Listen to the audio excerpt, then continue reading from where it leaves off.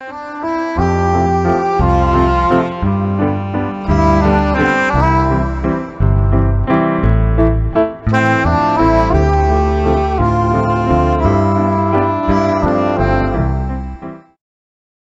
가족을 평생 돌봐야 한다는 생각에 너무 불안합니다. 2025년 9월 27일 북미 동부 순회 강연 뉴욕. 안녕하세요. 오늘은 뉴욕에서 북미 동부 순회 강연 중 두 번째 강연을 하는 날입니다. 스님은 어젯밤 10시 20분에 숙소에 들어온 후 잠시 휴식을 하고 현지 시각으로 새벽 1시, 한국 시각으로 오후 2시에 정토불교대학 입학식 생방송을 했습니다. 이번 9월 정토불교대학에서는 국내와 국외에서 1900여 명이 입학하여 수업을 듣게 되었습니다. 앞서 정토불교대학을 졸업한 선배의 축하 공연을 함께 본 후 입학생들의 소감을 들어보는 시간을 가졌습니다. 한 분 한 분의 소감을 들으며 새롭게 시작하는 설렘과 기대감을 느낄 수 있었습니다. 이어서 정토회 대표의 환영사를 듣고 다 함께 스님에게 입학 기념 법문을 청했습니다. 스님은 먼저 축하의 마음을 전한 후 정토불교대학에서 배우는 내용에 대해 자세히 소개해 주었습니다. 정토불교대학 입학을 진심으로 축하드립니다. 정토불교대학에서는 부처님은 이렇게 말씀하셨다. 하는 것을 생활 속에 적용하면 이렇게 된다는 식으로 공부하지 않습니다. 내 문제부터 먼저 살펴봅니다. 나는 지금 어떻게 살고 있는가? 하고 자세히 나의 상태를 점검해 봅니다. 그러면 스트레스를 받고 살고 있다. 슬프게 살고 있다. 미움이 있다. 원망이 있다. 외로움이 있다. 불안이 있다. 초조함이 있다. 근심이 있다. 걱정이 있다. 괴로움이 있다 하고 알 수가 있습니다. 이렇게 지금 내 마음의 상태가 부정적인 것을 철학적인 한마디로 괴롭다 라고 말합니다. 지식이 아닌 경험으로 배우는 곳. 정토불교대학. 현재 나는 괴로운 상태에 놓여 있다고 진단이 되면 그 다음은 왜 이렇게 괴로운 상태에 놓여 있게 되었는지 그 원인을 살펴봅니다. 그러면 내가 원하는 대로 하려고 하는 집착 때문에 그것이 이루어지지 않았을 때 괴롭다는 사실을 알 수 있습니다. 그 원인을 제거하면, 즉 집착을 내려놓게 되면 괴로울 일이 없어집니다. 그러면 어떻게 하면 집착을 내려놓고 욕심을 내려놓고 무지를 깨뜨릴 수가 있느냐 하는 관점을 가지고 공부를 해나가게 됩니다. 이렇게 자신의 문제를 문제, 원인, 소멸, 방법으로 사유하는 체계가 매우 중요합니다. 이것을 부처님께서는 4가지 성스러운 진리라고 말씀하셨습니다. 한문으로 정리하면 고, 집, 멸, 도입니다. 괴로움, 괴로움의 원인, 괴로움의 소멸, 괴로움의 소멸에 이르는 길이라고 할 수 있습니다. 부처님의 가르침은 고집멸도, 사성제다. 이렇게 기억하는 게 아니고 나의 문제로부터 시작해서 내 상태가 괴로운 상태인지 살펴보고 왜 이런 상태에 이르렀는지 원인을 규명하고 원인을 제거하여 괴로움을 소멸시키고 괴로움이 소멸된 상태를 계속 유지하기 위해 마음의 상태에 늘 깨어있는 연습을 해나갑니다. 고집멸도라는 지식을 아는 게 아니고 나에게 어떤 문제가 발생하면 늘 이런 관점에서 살피는 연습을 하는 거예요. 예를 들어 화가 난다고 합시다. 화가 왜 나지? 하고 원인을 살펴보고 그 원인을 제거하면 화가 날 일이 없네 하면서 화가 사라집니다. 그 다음에는 앞으로 화가 안 나게 하려면 어떻게 해야 하는지에 대해 공부합니다. 우리가 만약 이런 괴로움이 없는 상태가 되면 이 세상이 어떻게 보일까요? 지금 우리가 보고 있는 세상이 진짜 세상일까요? 아니면 색안경을 끼고 보는 세상일까요? 무엇이 진실일까요? 이 세계는 단독자의 집합이 아니라 수많은 것들이 서로 연관되어 존재하고 있습니다. 모든 존재는 시간적으로 연관되어 있고 공간적으로 연관되어 있어요. 시간적으로는 변화하기 때문에 반드시 원인과 결과가 있습니다. 이것을 무상이라고 표현하고 공간적으로는 연관되어 있기 때문에 독립된 실체가 없습니다. 이것을 무아라고 표현합니다. 무상과 무아를 깨달으면 괴로울 일이 없어집니다. 항상 하고 실체가 있는 것으로 잘못 알면 괴로움이 생기게 됩니다. 이런 식으로 내 마음의 작용 원리를 탐구해 나가는 거예요.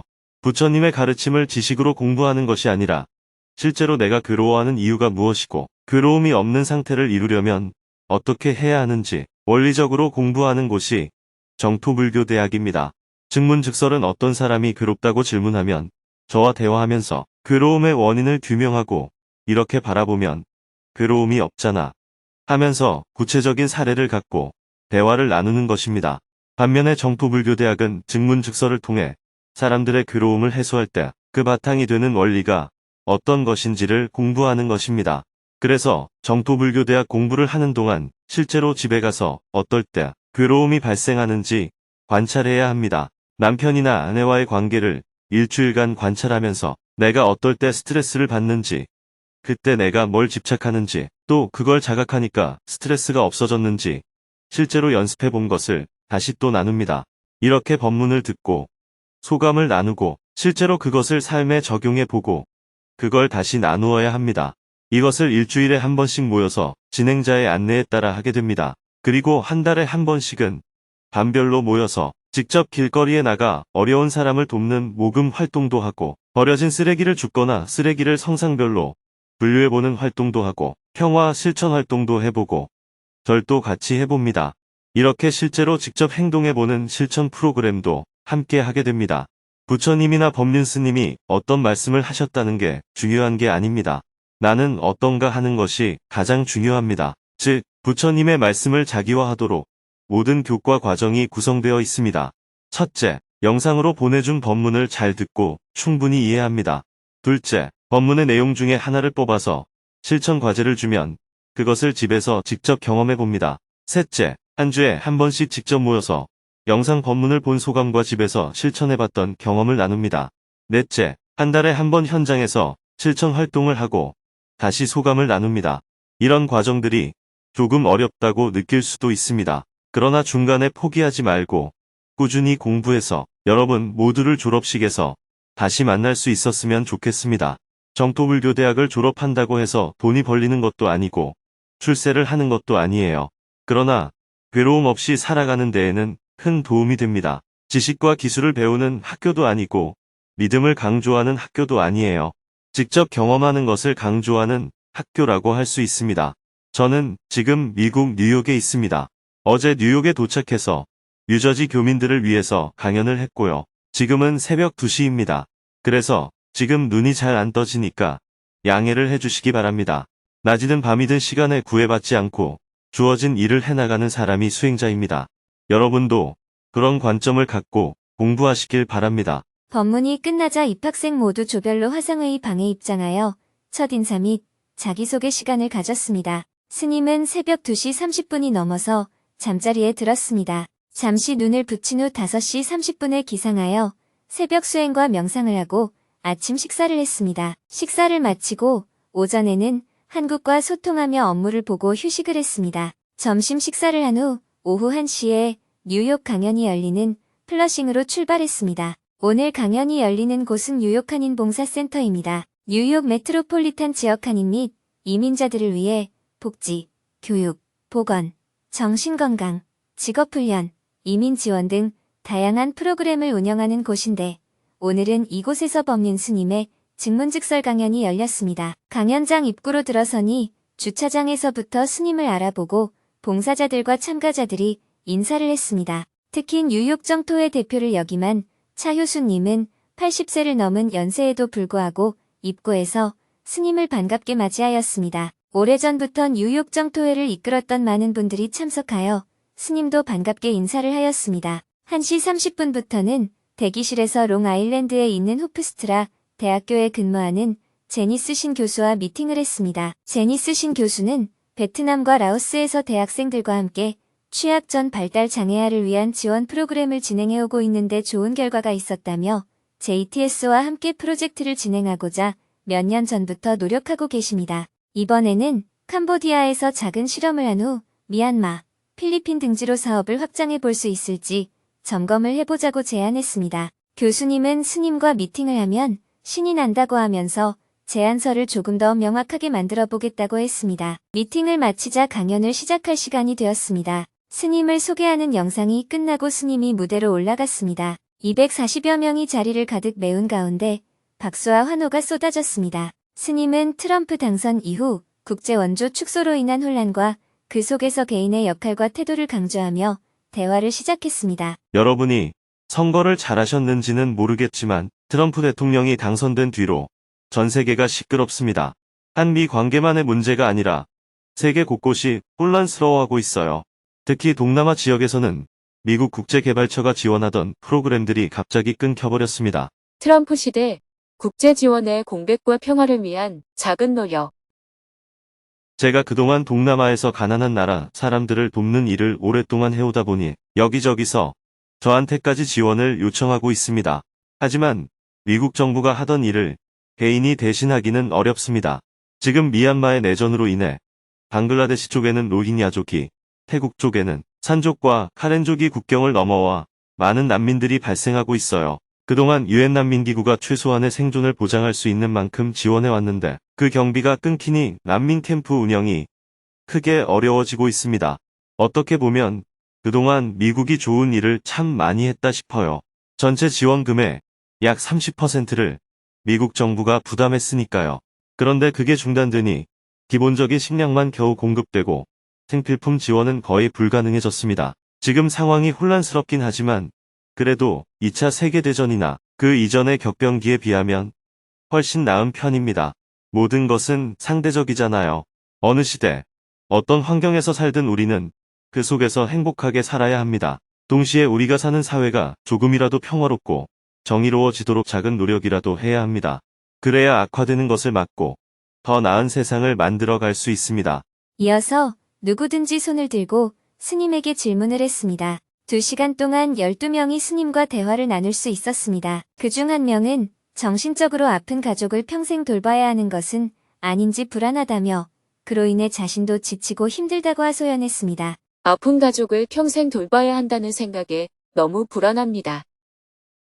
저의 친정가족과 직계가족 가운데 3분이 정신적으로 건강하지 못한 상태입니다. 그 중에서도 가장 큰 걱정은 직계가족 1명인데 담당 의사 선생님 말로는 현재 약 75% 정도 회복된 상태라고 합니다. 문제는 그 이후로 더 나아지지 않는다는 겁니다.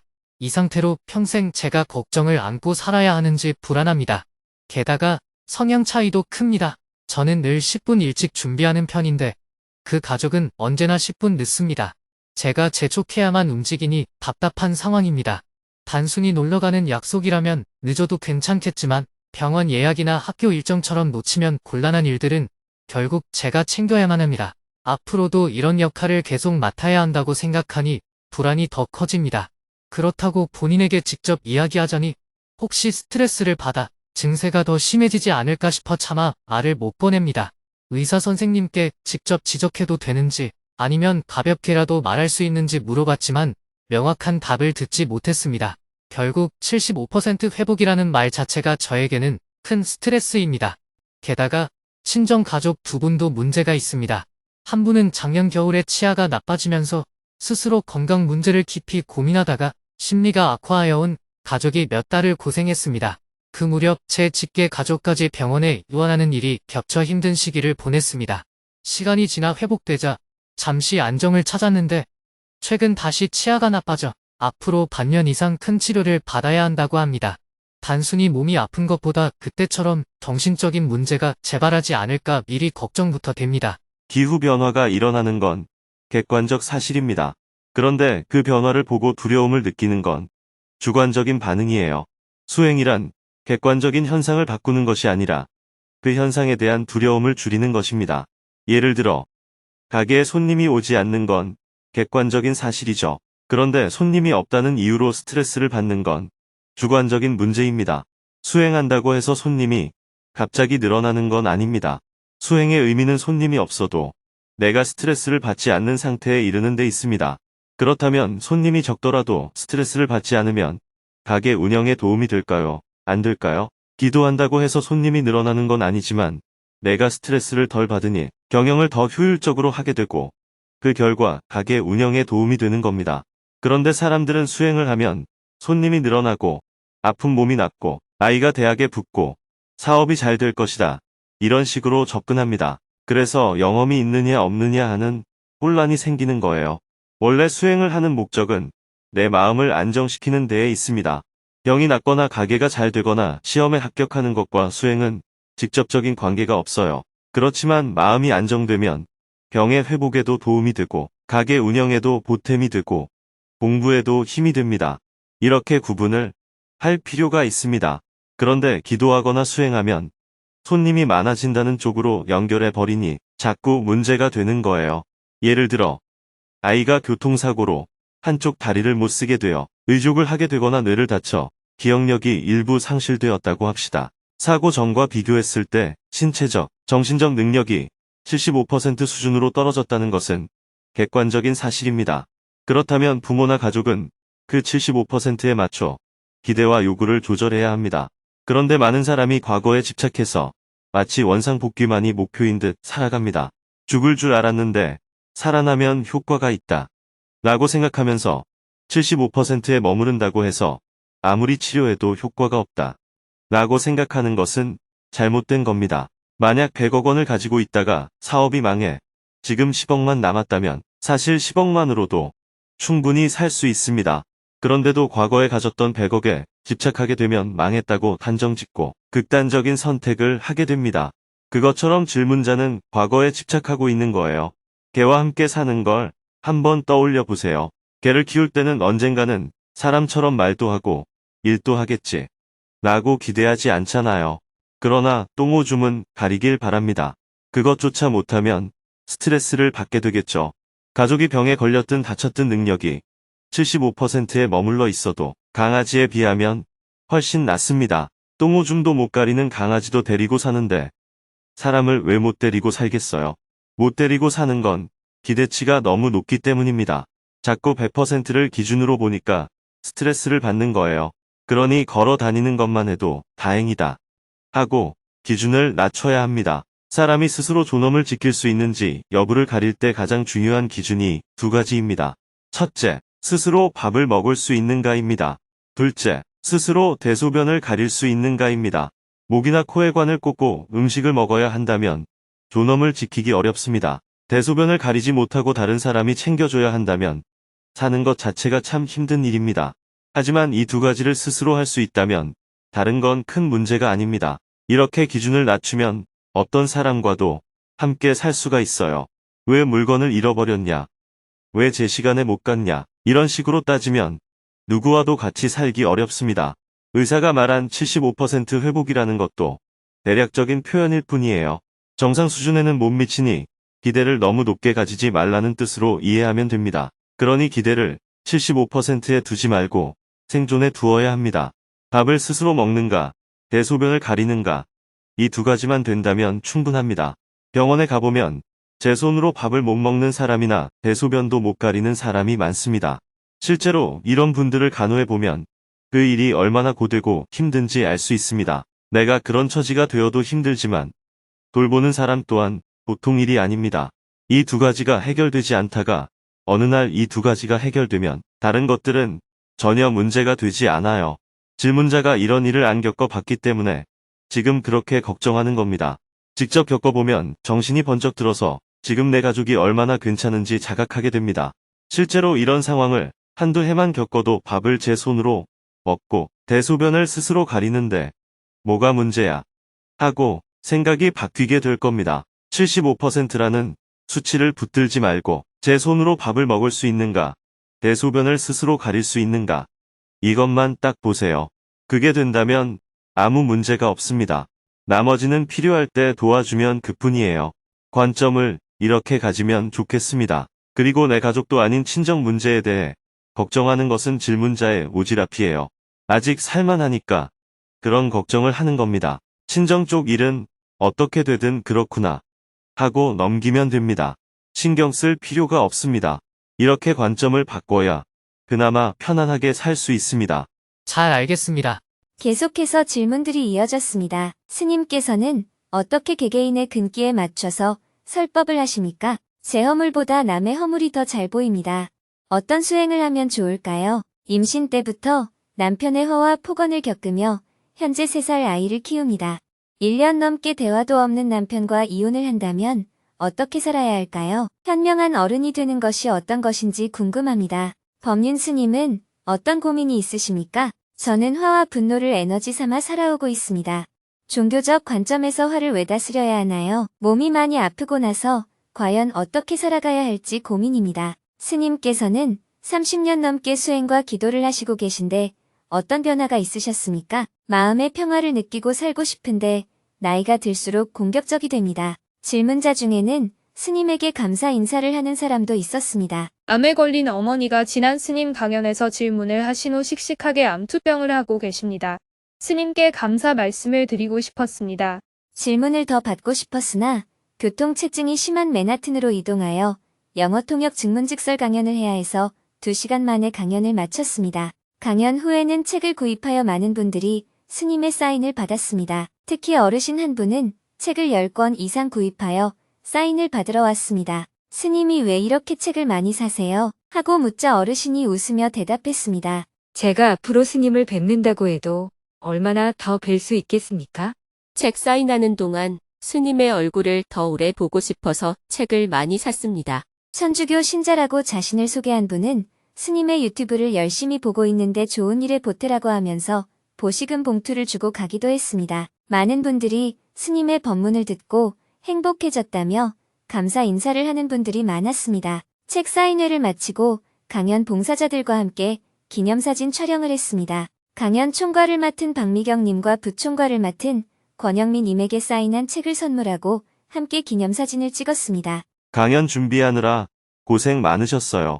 감사 인사를 하고 스님은 차 안에서 대기를 하고 묘덕 법사님과 법회, 법사님은 봉사자들과 소감 나누기 시간을 가졌습니다. 강연을 마무리하고 오후 4시 45분 맨하튼으로 출발했습니다. 유엔 총회 기간이라 어제도 교통체증이 심해 제 시간에 도착할 수 있을지 걱정을 했는데 오늘은 다행히 어제보다 교통체증이 덜 심했습니다. 지하철을 타고 가려다가 그냥 차를 타고 이동을 했습니다. 오늘 영어 통역으로 강연이 열리는 곳은 더 블랑 아트 스페이스입니다. 미술 전시, 퍼포먼스, 강연, 토크 및 예술 관련 이벤트를 위해 사용되는 복합아트 공간입니다. 오후 5시 45분에 강연장에 도착하여 강연이 열리는 12층으로 올라가니 봉사자들이 한참 세팅을 하고 있었습니다. 스님은 봉사자들과 반갑게 인사를 한 후 대기실로 이동했습니다. 이번 영어 통역 강연에는 정토담 마스쿨 입학생과 졸업생이 11명 참석하기로 했습니다. 스님은 강연을 시작하기 전에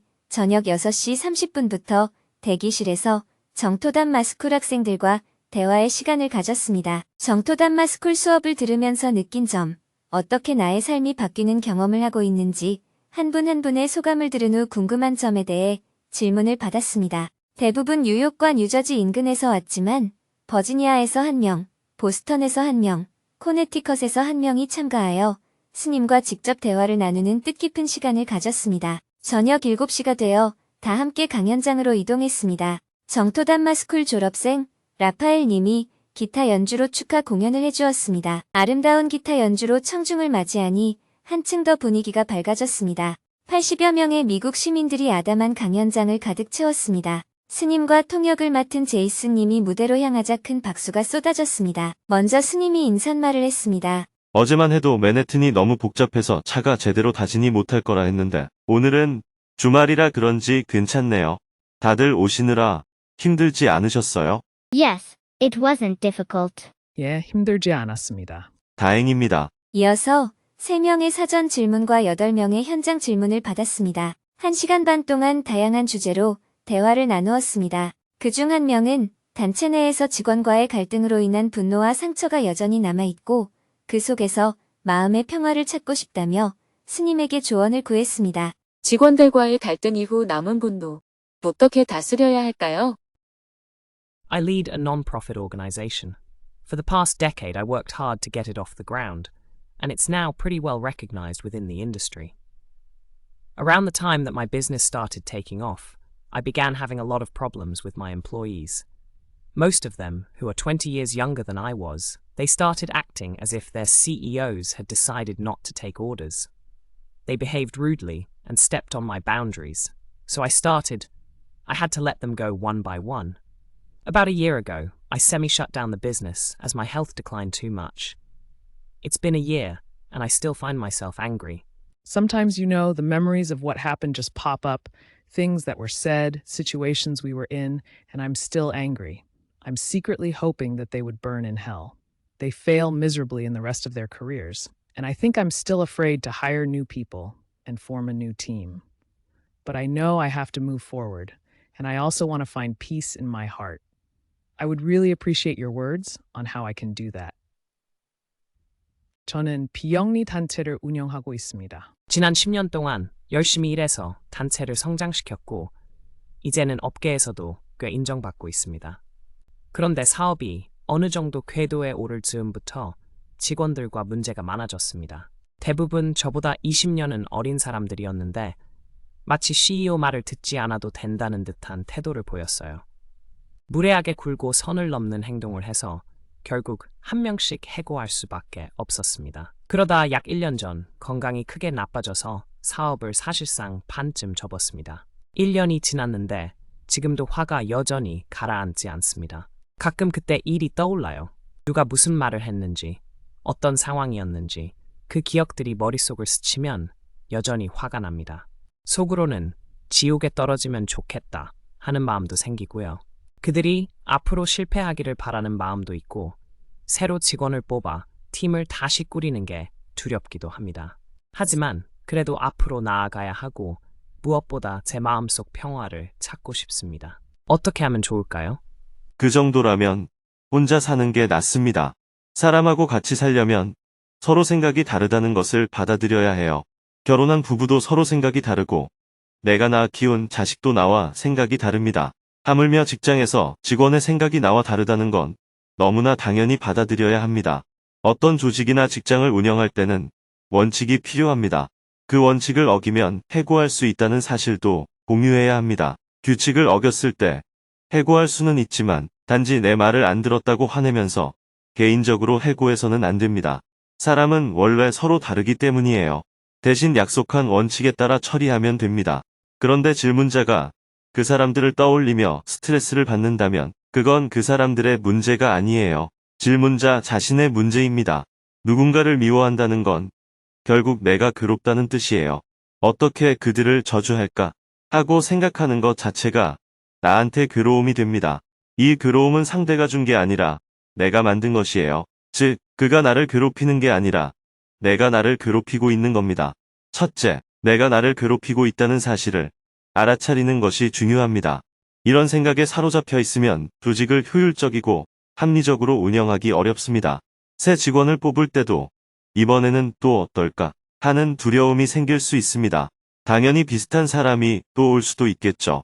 그럴 때는 지난번에 이미 겪어봤으니 이제는 괜찮다 하고 경험화해야 합니다.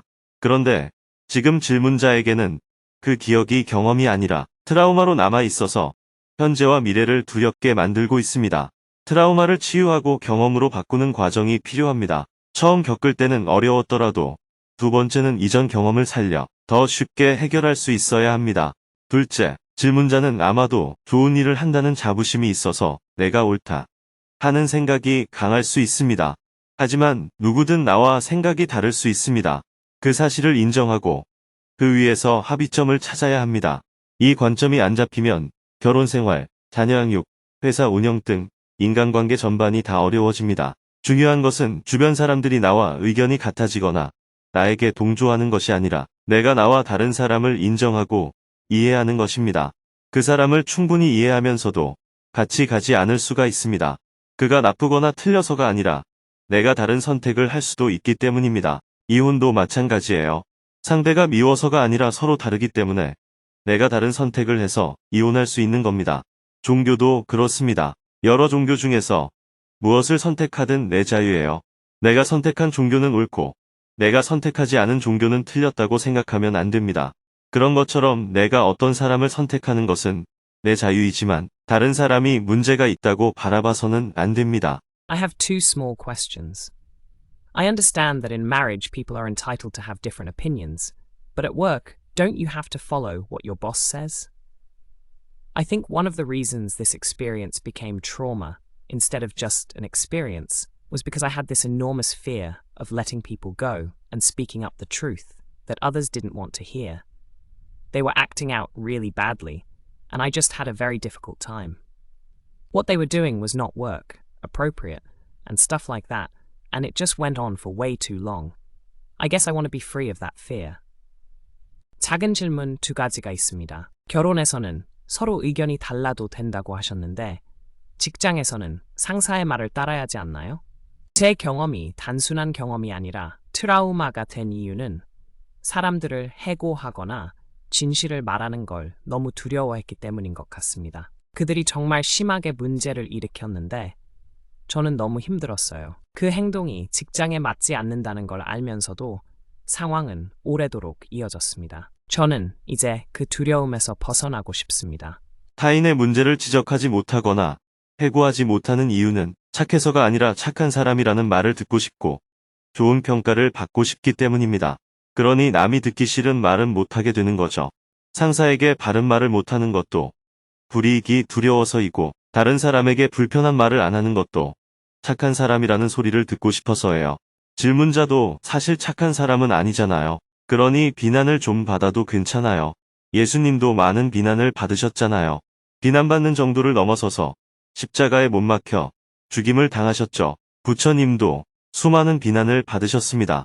그러니 비난받지 않겠다는 것은 내가 예수님이나 부처님보다 더 훌륭한 사람이라는 의미가 됩니다. 그건 잘못된 관점이에요. 좋은 일을 하고도 비난받을 수 있다는 사실을 받아들여야 해요. 어떤 일을 하려면 때로는 비난도 감수해야 합니다. 저는 지금 남한과 북한, 미국과 북한의 대화를 주선하고 있습니다. 그러려면 상대를 인정하고 이해하라고 말할 수밖에 없어요. 그런데 이렇게 말하면 사람들이 제가 상대방 편을 든다고 오해합니다. 그러나 그런 오해가 있더라도 대화는 상대를 인정하고 이해할 때만 가능합니다. 해고나 지적을 못하는 건 결국 비난을 받고 싶지 않아 하는 본인의 문제이지 직원들의 문제가 아닙니다.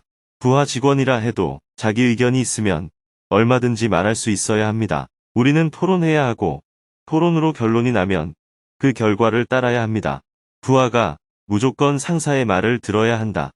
라는 것은 잘못된 생각이고 특히 NGO라면 더더욱 그렇습니다. 한국의 MZ세대는 그런 방식에 절대 동의하지 않습니다. 그러니 질문자가 그 점을 고쳐야 합니다. 그들의 의견을 충분히 경청하고 다른 의견도 들어보면서 합리적으로 결정해야 합니다. 그렇게 내린 합리적 결정마저도 수용하지 않을 때 그것이 바로 해고, 사유가 되는 것입니다. 그렇다고 지금 트럼프 대통령처럼 갑자기 해고를 해서는 안 되고 먼저 경고를 한 후 절차를 밟아야 합니다. I did let my employees speak very freely. Debate and open discussion were part of our culture. So it's not as if I imposed my opinion or orders. It's just that from the very beginning, I think my problem was listening to other people too much. 저도 직원들이 자유롭게 의견을 말할 수 있게 했습니다.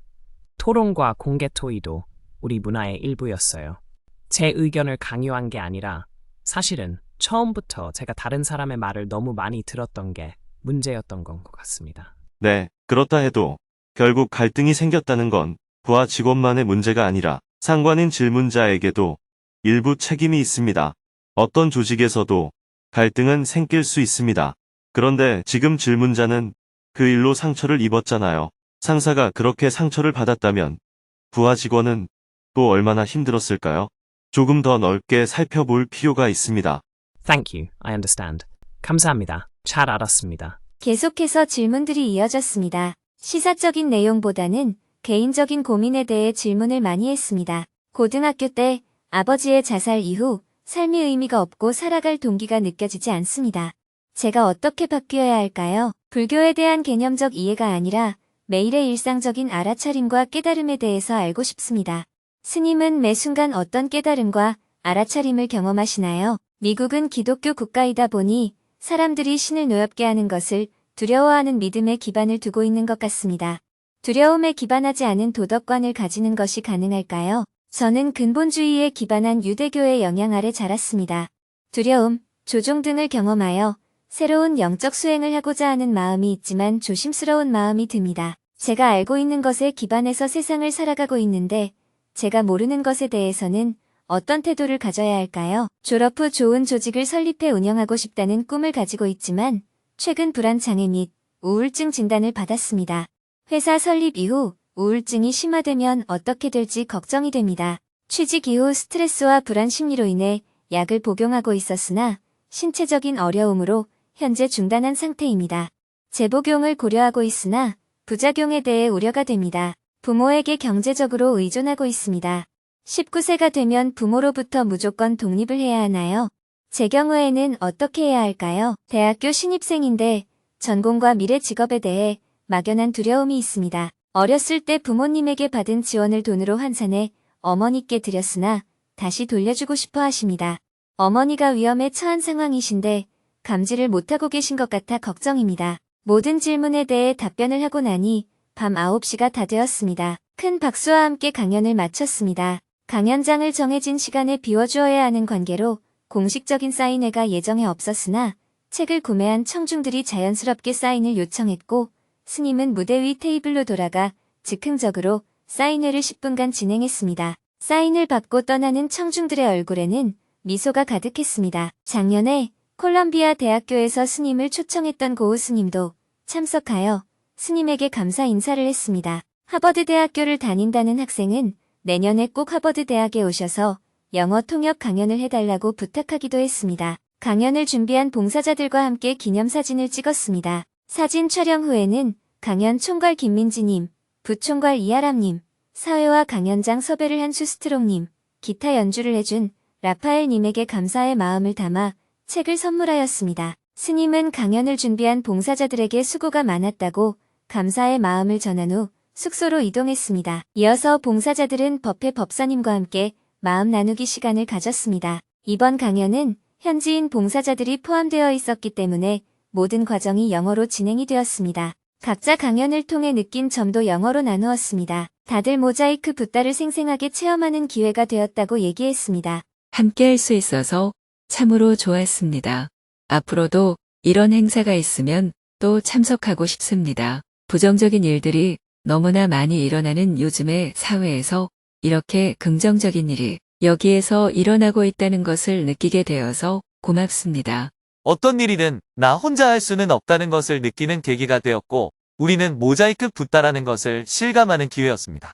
뉴욕에서 영어 통역 강연이 몇 차례 진행되었지만 대학교 초청 강연이거나 한국인 정토회 회원들이 준비한 반면 이번 영어 통역 강연은 현지인들도 봉사자로 참여한 첫 번째 뉴욕 강연이어서 그 의미가 더욱 컸습니다. 스님은 밤 9시 50분에 숙소로 돌아와서 늦은 저녁 식사를 한 후 하루 일과를 마쳤습니다. 내일은 비행기를 타고 캐나다 토론토로 이동하여 오후 1시에는 토론토 대학교에서 현지인들을 위한 영어 통역 강연을 하고 오후 5시에는 한국 교민들을 위한 증문즉설 강연을 할 예정입니다.